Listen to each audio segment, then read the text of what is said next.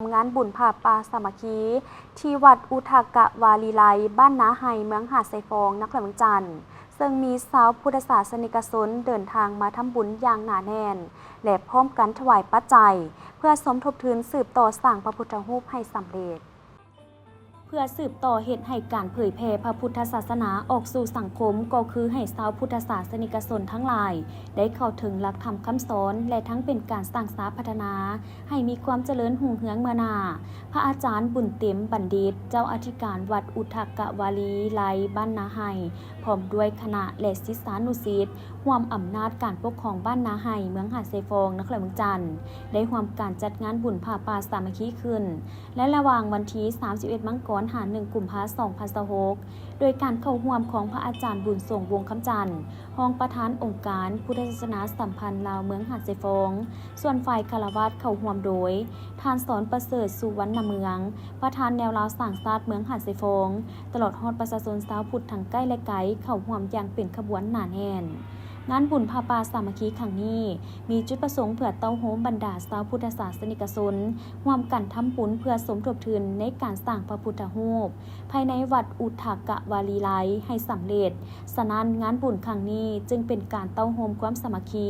ที่สำคัญเพื่อช่วยการสร้างพระพุทธรูปโดยจัดขึ้นเป็นเวลา2 วันคือวันที่31 มกราคมเป็นมื้อห่างหากะเกียมตั้งกองผ้าป่าหับโมทนาทานสูตรปริตะมงคลฟังธรรมเทศนาและไหว้พระสวดมนต์ต่อมาในมื้อที่2ก็คือวันที่1 กุมภาพันธ์แม้นได้มีพิธีตักบาตรแด่พระสงฆ์และได้เต้าโฮมตั้งขบวนแห่ผ้าป่าสามัคคีเข้าหาวัดเพื่อนำถวายตามพิธีทางศาสนาขออนุโมสาธุนำออกตนญาติโยมเบิดสุภุสุคนที่มีจิตใจเลื่อมใสในบวรพุทธศาสนามาร่วมทานบริจาคช่วยสร้างหอพระเจ้าใหญ่ปางประทานพรสมปรารถนาขอให้ตุนญาติโยมจงอยู่เย็นเป็นสุขสุขภาพแข็งแรงปรารถนาสิ่งใดให้สมหวังให้สิ่งนั้นให้แม้นมีหน้าที่การงานเจริญรุ่งเรืองก้าวหน้าทุกตนทุกคนด้วยเถิดสาธุขอน้อมนมัสการพระเถระนุเถระขอความสุขความเจริญพรออกตนญาติโยมชาวพุทธบริษัททั้งหลายข้าน้อยในนามต่างหน้าให้ทางเจ้าที่การวัดบ้านนาให้เขตศรีสารคามเมืองหาดไซฟองก็ได้มาเว้าประชาสัมพันธ์นำพ่อแม่ประชาชนออกตนญาติโยมชาวพุทธบริษัททั้งหลายเนื่องในวันดีสิริมงคลก็คือเป็นวันบุญผ้าป่ามหาสามัคคีอยู่ที่วัดบ้านนาไฮแห่งนี้เพื่อจะได้เต้าโฮมความสมานสามัคคีของพ่อแม่ประชาชนลาวบรรดาเผ่าภายในบ้านและกับบ้านใกล้ชิดมิตรใกล้เคียงทั้งหลายที่มีประสาทศรัทธาเลื่อมใสในบวรพุทธศาสนาขอมาร่วมงานบุญผ้าป่าในครั้งนี้เพื่อจุดประสงค์การเต้าโฮมความสามัคคี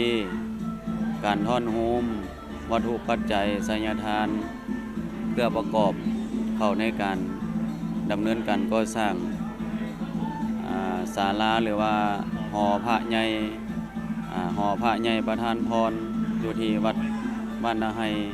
ที่ยังบ่ทันได้สำเร็จก็ขอเชิญชวนทุกท่านญาติโยมทั้งหลายมาร่วมสร้างนำกระทำบุญนำกัน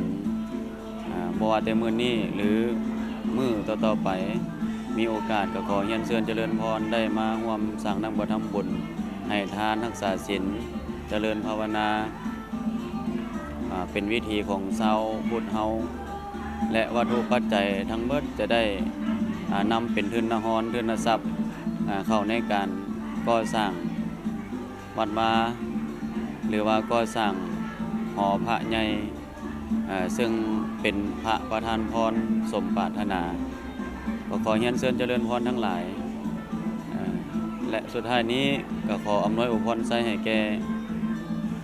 ออกตนญาติโยมชาวพุทธบริษัททั้งหลายจงมีสุขภาพแข็งแรงสมปรารถนา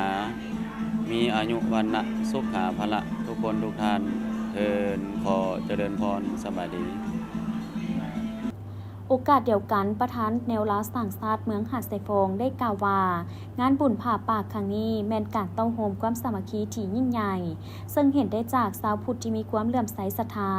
ต่อพระพุทธศาสนาและฮู้จักเข้าวัดทำบุญทั้งรักษาได้วัฒนธรรมฮิตของประเพณีอันดีงามของชาติเจ้ามื้อนี้ก็รู้สึกดีใจหลายที่ได้เข้ามาร่วมเฮ็ดบุญผ้าป่าสามัคคีที่วัดนาไฮบ้านพวกเขาก็ถือว่าเป็นบุญหนึ่งที่เป็นมูลเชื่อที่พ่อแม่ประชาชนที่ได้เหลื่อมใสในพุทธศาสนาได้ร่วมกันเฮ็ดบุญศีลกินทานต่อกับในครั้งนี้เพื่อเป็นการอนุรักษ์รักษาและส่งเสริมในการสร้างสาวัดวาอาราม และก็ดำรงคงไว้ทั้งด้านพุทธศาสนาให้อยู่กับสังคมของคนลาวของพวกเขาแล้วก็ขอเรียกร้องนางพ่อแม่ประชาชนชาวพุทธก็ได้ร่วมกันเฮ็ดบุญศีลกินทานรักษาศีลตามฮีตของประเพณีอันดีงามของชาติลาวของพวกเขาไว้เจ้าสำหรับในการเป็นตัวแทนของประชาชนก็ถือว่าอยากเชิญชวนพ่อแม่ประชาชนให้อนุรักษ์รักษาและร่วมมือกับทั้งพระสงฆ์องค์ข้าเจ้าหรือว่าพุทธศาสนาในการสร้างสาวัดวาอารามก็คือสร้างสาพัฒนาบ้านเมืองพวกเขาเพราะว่าอยู่ในเขตบ้านพวกเขาได้รับผลสำเร็จการเฮ็ดทางเบตงการสร้างโรงเรียนกันล้วนแล้วแต่ได้รับการอุปถัมภ์ช่วยเหลือจากบรรดาพระอาจารย์คุณครูบาอาจารย์ที่พวกเขาได้เฮ็ดทางคนจีดจังซี่ก็แม่นมีผลสำเร็จหลายเนาะสำหรับอยู่ทางบ้านเขตเมืองหาดไซฟองของพวกเขาเจ้าHey,